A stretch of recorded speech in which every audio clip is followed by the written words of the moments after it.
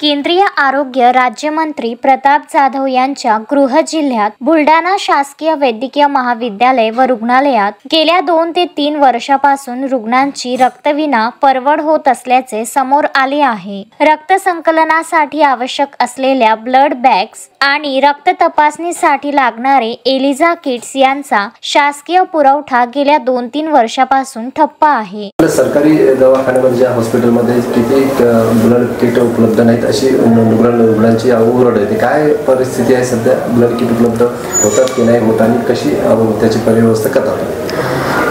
Actually आता kit available नव्हत्या, त्याच्यामुळे थोडा पेशंटची गैरसोय झाली। बट आता आज 11:30 वाजता आम्हाला एक किट अवेलेबल झाली आहे। एका किटमध्ये आपण 96 बॅग्स अवेलेबल करू शकतो। सो आता टेस्टिंग सुरू केलेली आहे, तर काही तासानंतर ब्लड अवेलेबल होईल। किट उपलब्ध नसल्याची तक्रार 2 ते 3 वर्षापासून उपलब्ध नाही अशी परिस्थिती आहे। म्हणजे आमची रिक्वायरमेंट पाठवणं चालूच असते।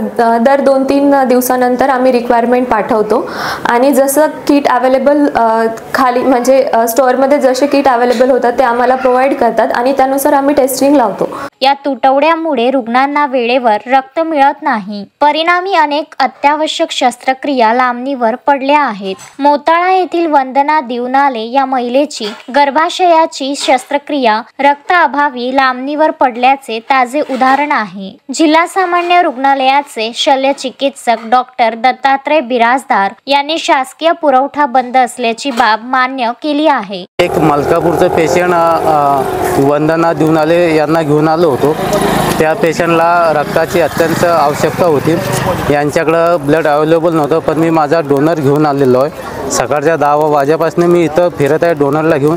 त्यांच्याकडे जे एलायझा किट आहे, जे डोनरनं रक्तदान केल्यानंतर त्याचे जे रक्ताचे जे शस्त्रक्रिया केल्या जे तपासण्या केल्या जातात त्या यांच्याकडे किटच अवेलेबल नाही आहे। आता यांच्याकडे किट अवेलेबल नाही तर यांना वेळेवर माहिती पडलं नसेल की यांच्याकडे किट नाही, कारण यांचा डेली जो डाटा आहे तो यांच्या CS कडे जात असेल। आपल्याकडे साठा किती आहे, रिलीज किती केले। आता आमची अशी मागणी आहे की जर सरकारी दवाखाना गोरगरिबासाठी आहे तर त्यांनाच जर सुविधा पुरवल्या जात नाही तर हे जे शासकीय कर्मचारी आहे किंवा CS असतील हे गोरगरिबाले मृत्यूच्या दारामध्ये त्यांच्या हाताने ढकलत आहेत।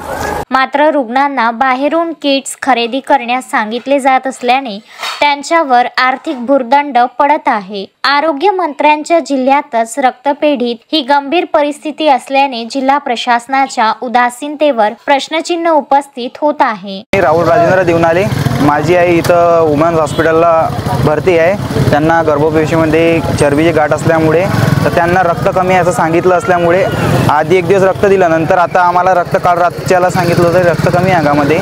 त्यासाठी आज आम्ही सकाळी 10 वाजेपासून येऊन इथं डोनर घेऊन बसलो आहे। त्यांच्याकडे गेलो, ते एलायझाची कोणती किट असते रक्त घ्यायची तर ती अवेलेबल नाही आहे म्हणता। जर आम्हाला जर एवढं हे करत आहे तर मग आरती बाकीच्या नागरिकांना कसं आहे? मी जर शिकलेला आहे, बाकीचे जर कसे असतात आता सुशिक्षित नसतात काही त्यांना तर खूप त्रास आहे ना। हे दवाखाने गोरगरिबांसाठी असतात। आता रक्त मिळालं नाही? हां, रक्त मिळालं तुम्हाला? नाही, अजून मिळालेलं नाही। मनीष ताडे, विदर्भ न्यूज, जळगाव जामोद।